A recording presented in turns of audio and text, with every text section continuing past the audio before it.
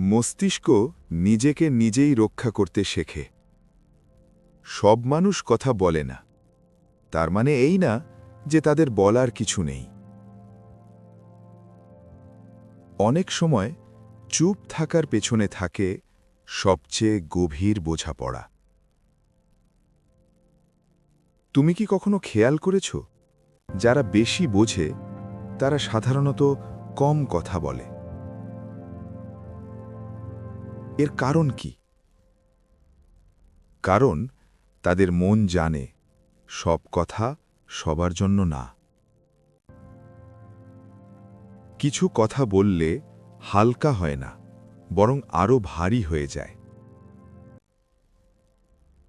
নীরব মানুষের মন সবচেয়ে বেশি শব্দ শুনতে পায়। তারা শুধু মানুষের কথা শোনে না, শোনে আচরণ, শোনে চোখের ভাষা, শোনে নীরবতার ভেতরের চাপ। মনোবিজ্ঞানে একটা গুরুত্বপূর্ণ কথা আছে। যে মানুষ বেশি অবজার্ভ করে, সে মানুষ কম রিয়্যাক্ট করে। রিয়্যাক্ট করা সহজ, কিন্তু অবজার্ভ করা কঠিন। অবজার্ভ করতে হলে নিজেকে থামাতে হয়, ইগোকে চুপ করাতে হয়, আর ধৈর্য ধরে দেখতে হয়। নীরব মানুষ চুপ থাকে কারণ তারা আগে বোঝে, তারপর সিদ্ধান্ত নেয়। তারা জানে সব লড়াই জেতা যায় না, আর সব কথা বলাও দরকার নেই। অনেক সময় চুপ থাকাই হয় সবচেয়ে বুদ্ধিমান উত্তর। তুমি যদি কাউকে দেখো যে খুব শান্ত, খুব কম কথা বলে, কিন্তু চোখে গভীরতা আছে, ভুল করো না।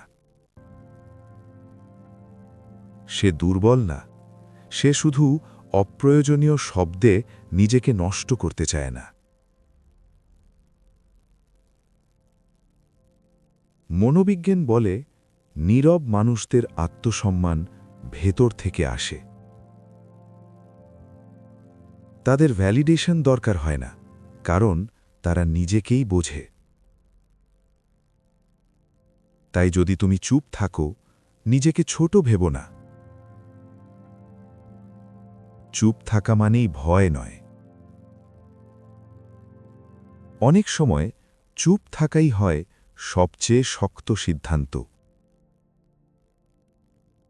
কারণ নীরবতা শব্দের চেয়েও গভীর।